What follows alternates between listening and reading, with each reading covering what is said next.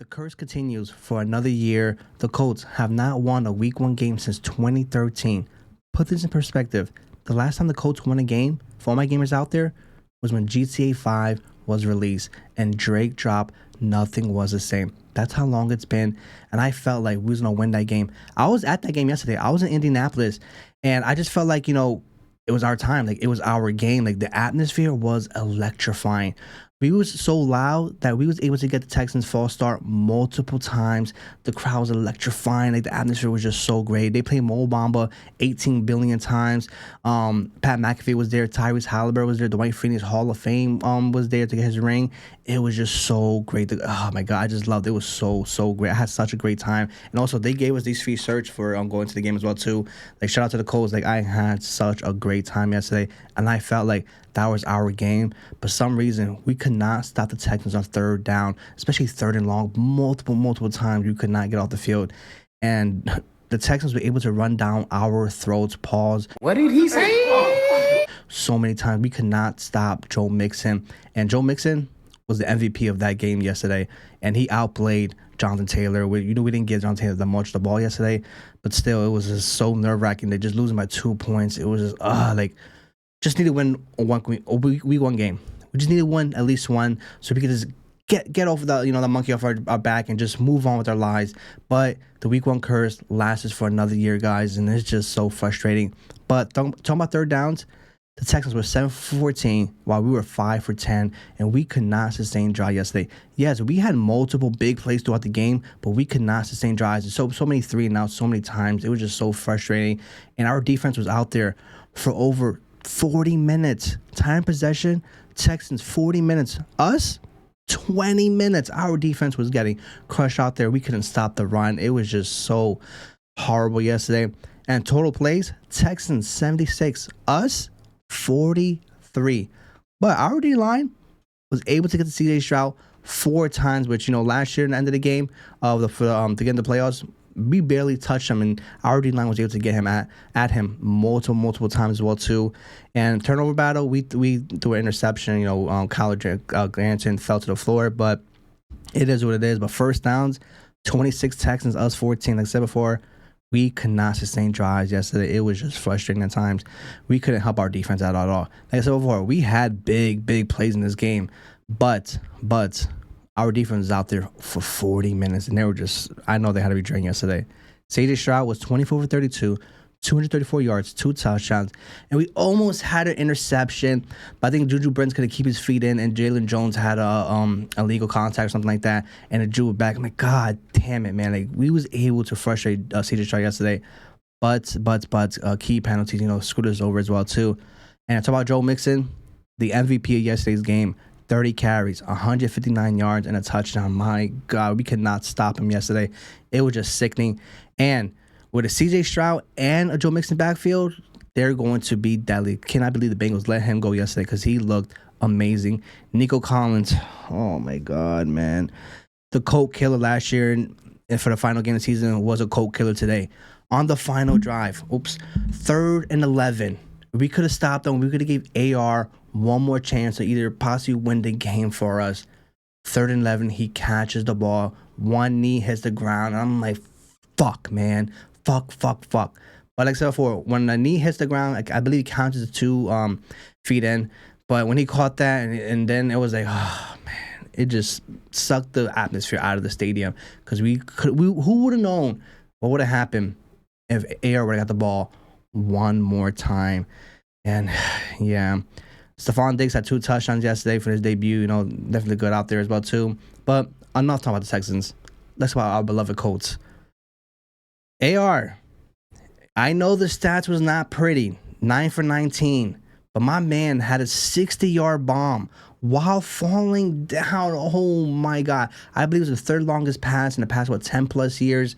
And it just showcased that, okay, AR is different. But there were times where he got hit and there was no flags called, especially the one where he got thrown to the ground and his helmet popped off. And I looked around like, guys, you're not going to call pass interference? Roughing the passer? No. Then when I saw that and they didn't throw the flag, it went to my head like, oh, he's going to get the Cam Newton treatment. because Cam Newton got his ass swooped, and they would never call a flag on him. I mean, you're right, okay, AR is big as shit, but still treat him as a regular quarterback. Because if it was Pat Mahomes, Josh Allen, oh my God, flags would be thrown out the wazoo out there.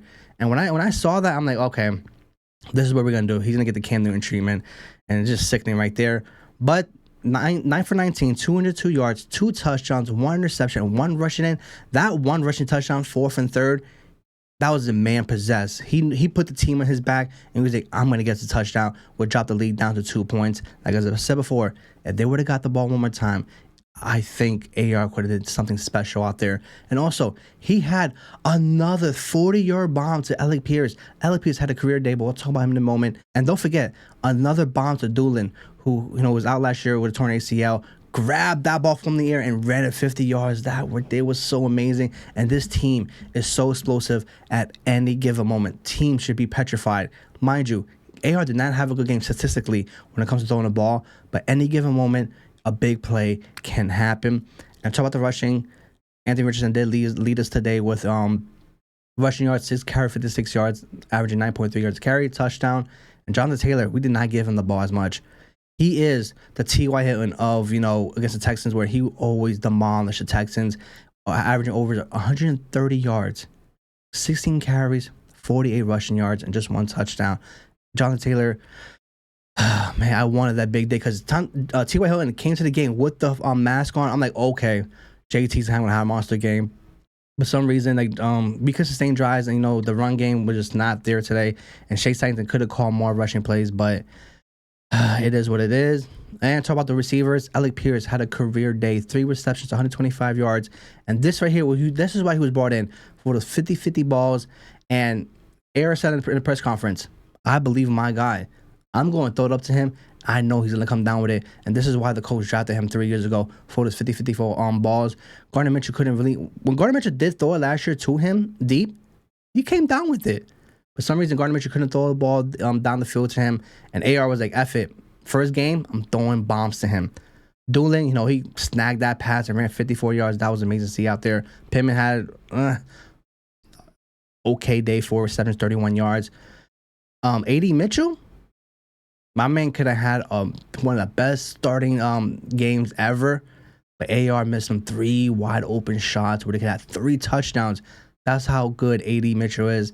And once Josh Down comes back, this offense is going to be amazing. Molly Cox and Kylan has 2 targets, 0 receptions right now. Tight ends were not that good yesterday, but something with the field, because once Kylan fell down, that interception, I'm like, God damn. When AR went out to Kylan in preseason, that was a pick 6. I'm like, oh man, these guys are not in sync at all. But the tight end were a non-factor. But talking about the defense, Julian Blackman, Nick Cross had a busy day yesterday. They combined for over 27 tackles. That just showcased that Joe Mixon was beating that defense's ass all day. And they were passing, the linebackers and everybody. And it came down to them. AJ Speed had 8 tackles. Jalen Jones had an okay day. DeForest Buckner, MVP that defense yesterday. A sack and a half. And he was playing a man possessed out there. Easily probably one of his best games of Colts since he's been here. And he was on fire. I heard he had a back injury. No speculation what's going on yet. So we got to wait on that. Zaire Franklin came out talking heavy and did not have a good game either. Taquan Lewis had a sack. Kenny Moore had 4 sacks. Kwity Paye had a sack. And Dio Dambo had a sack. And rookie Lautu didn't have no stats. But when I was watching him out there, he's a force to be reckoned with, and eventually his time will come, and I just can't wait. But like I said before, you guys, the week 1 curse continues. We got to wait another year. But this offense right here is going to be explosive. Any given moment, a big play can happen. And I don't want to talk about last year, this year, AR. It is what it is. He played this amount of games. This is a development quarterback. There's going to be a lot of ups and downs. But at least this year, we're back to having Colts football. Being stressed out, and it's not gonna be boring at all because you don't know what you're gonna get from AR up and coming weeks. So he's fully developed right now. But you know one thing, he's gonna put it in the line, and he's going to make explosive play. And this Colts offense is going to be scary. The offense didn't click yesterday. What happens when they click? This offense is going to be unstoppable. But guys, comment below how do you guys feel about this game? In week 2, we had the Packers, which I'll talk about later in this upcoming week. But guys, I'm truly excited for this Colts season. And as always, go Colts.